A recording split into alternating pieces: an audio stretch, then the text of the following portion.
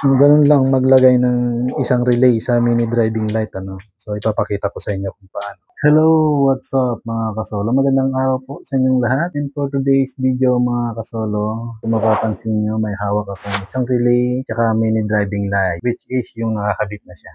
Yeah. So ayan, ipapakita ko sa inyo, kasi may mga nagtatanong kung paano ba daw kung isang relay lang. So ang masasabi ko po is pwede, pwedeng-pwede po siya. At syempre, bago natin simulan mga kasolo, yung mga hindi pa nakapag-subscribe dito sa ating channel, please paki-subscribe naman po itong aking video channel for more videos po, At syempre, paki-follow na rin po yan ang aking Facebook page, yan, Boy Soloista Vlog. Paki-follow na rin po kung mayroon kayong Facebook. So ayan, kung makikita nyo, mayroon tayong isang relay kasi maraming nagtatanong kung pwede ba na isang relay lang ang gamit. Kasi meron na tayong video na dalawang relay po yung ginamit natin sa ating mini driving light. Yan. So ang ituturo naman natin ngayon is papakita natin kung paano magkabit ng isang relay lang. So napakadali lang ito mga kasolo, at ipapakita ko sa inyo nga kung paano magkabit ng ating mini driving light na isang relay lang. So yan, makapansin nyo is nakakabit na yung ating mini driving light. Pero ito is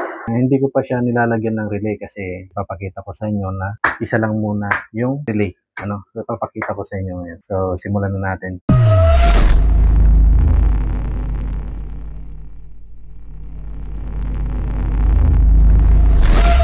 Ganito po yung para mas lalo nyo maintindihan lalagyan natin ng diagram yung pagkabit natin ng mini driving light na isa lang yung relay. So may istorbo. Ano ba yan? So halimbawa ito yung ating relay. Yeah. Ito yung 85, 86, 87, tsaka 30. Yan siya. Yan, natakot na siya. So, ayan, ito naman yung ating, halimbawa, ito yung ating mini driving light. Yan. So, halimbawa, yan yung mini driving light natin, May tatlong wire yan. Yan. So, yung dalawa dyan, syempre, yung ground. Pagsamahin na natin yan. Yan yung ground. At ito naman yung dilaw, at ito naman yung puti. Yan. Yan. So ito yung dilaw tsaka puti. Pinagsama na natin yan, para mas madali. At ito naman yung ating halimbawa lang, ito yung ating switch. Yan. Yeah. So may tatlong wire din yan. Itong mini driving light, itong ground niya, yan, igaganon ko na dito. Yan, pupunta dito sa 85. Yan, yung ground. Ito naman yung battery pala. Lagay natin yung battery syempre. Yan, mini driving light. Switch. Ito yung switch natin. Battery. Bat. Ito yung positive negative niya. So, ito ground papunta dito sa 85. At itong negative, syempre, papunta rin dyan sa 85. Yan. Pagsamahin mo na yan. Samahin mo na yan. At syempre, itong 30, ito yung kanyang supply. Papunta dito yan sa battery. Syempre, lalagyan mo na yan ng, halimbawa, ito yung kanyang fuse. Yan. Ito sa positive yan. Fuse. Yan. So, ito papunta dito, yan yung sa 85, sa 30, 85, 86, 87. So, ito, papunta sa positive, lalagyan mo yan ng fuse.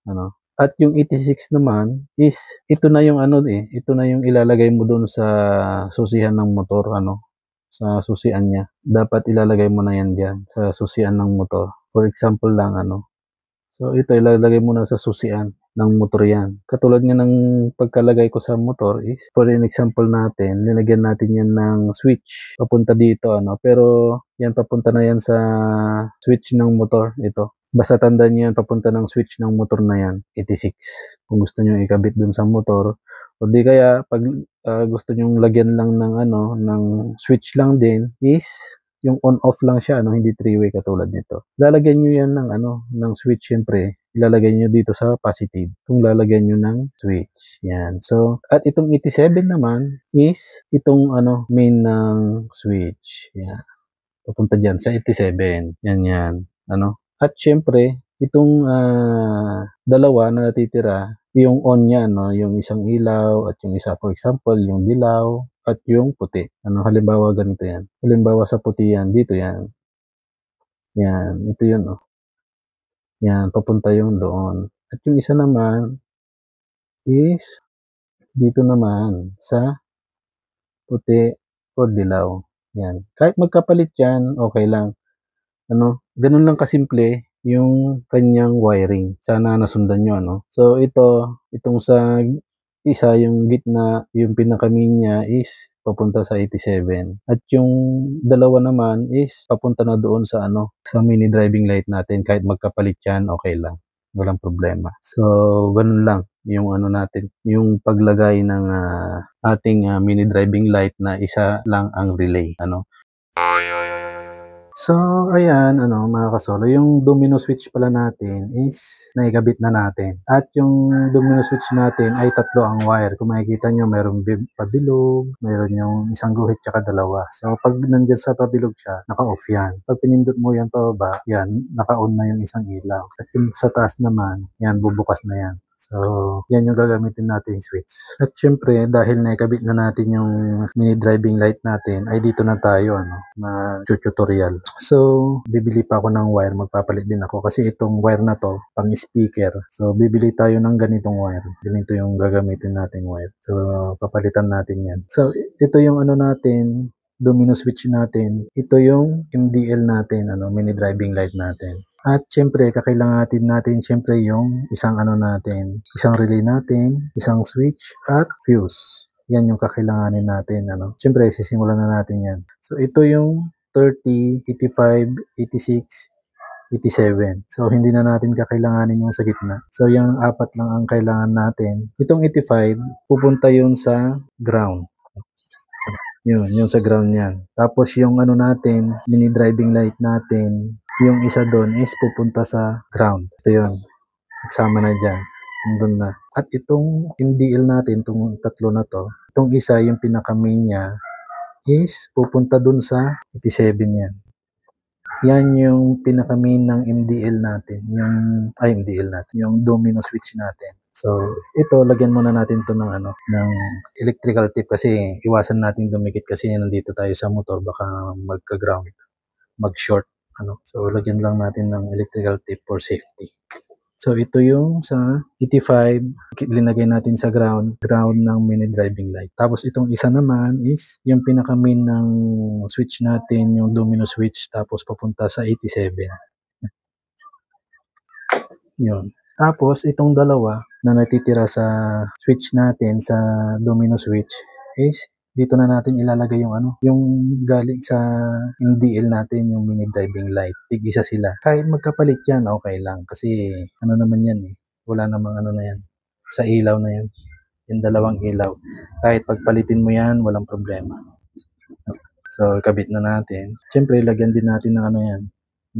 Electrical tape para hindi dumikit sa motor. Hindi mag-short. Yan. At may natitira pang dalawa. Itong 86 tsaka 30. So, itong 30 ay yung sa supply na yan. Siyempre, kailanganin natin ng dito, ng fuse. So, yan natin ng fuse yan. Lagyan din natin ng electrical tape na naman. Yan. Siyempre ito, yung sa fuse, pupunta na yan sa positive ng battery. Yun, sa may supply. For safety yan. At itong switch na ito is, for example lang ito, kasi dapat itong 86 natin is, papunta na ito sa may susian ng motor. Pag inon mo, mag-on na rin tong relay nyo, Pero naka-off pa rin siya kasi nga, may switch ka pang domino switch, doon mo na i-on yung ilaw. Kahit na naka-on yung motor, itong relay lang ang mag-on, hindi yung ilaw kasi nga may switch ka pa, may domino switch ka pa. So, example lang natin, lalagyan natin yan ng switch. For example, ito yung susian ng motor.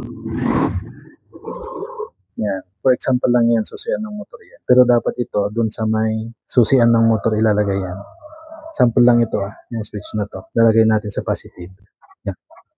So, lalagyan natin ng electrical tape din yan para hindi lang siya dumikit sa may kaha kasi positive to. Ano lang to, puro tutorial lang para maituro ko lang sa inyo paano maglagay ng isang relay lang. So, napakadali lang. Pag isang relay. Pag dalawang relay naman, meron na tayong video niyan. Search nyo lang dito tignan nyo lang dito sa aking YouTube channel, meron na. Yan So, halimbawa, ito yung susi mo. Yan, pag sinusi mo yan, mag-uon na yan. Kita nyo yung ilaw.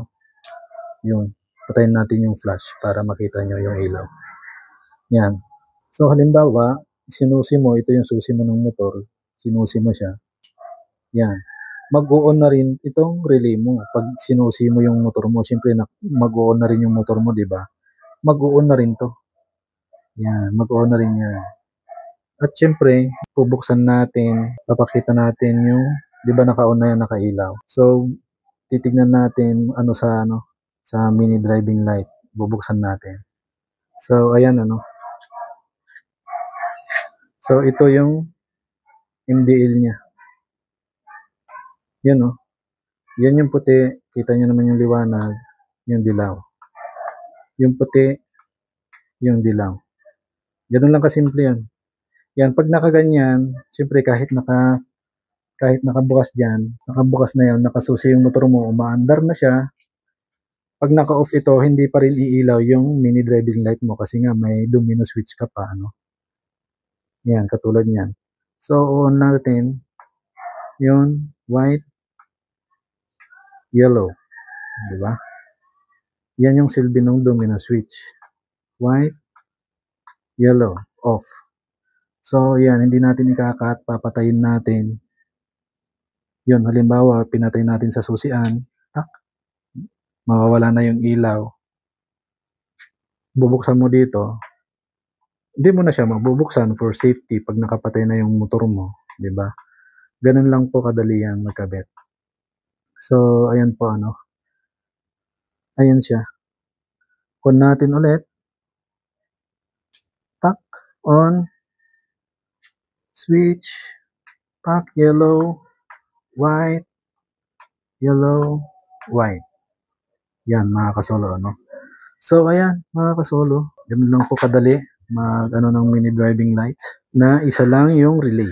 Yan. Ganun lang po kadali maglagay ng isang relay lang sa motor. Yun lang mga kasolo, Basta itong 86 na to, yung sa may switch, dapat nakakonekta doon sa may susian ng motor.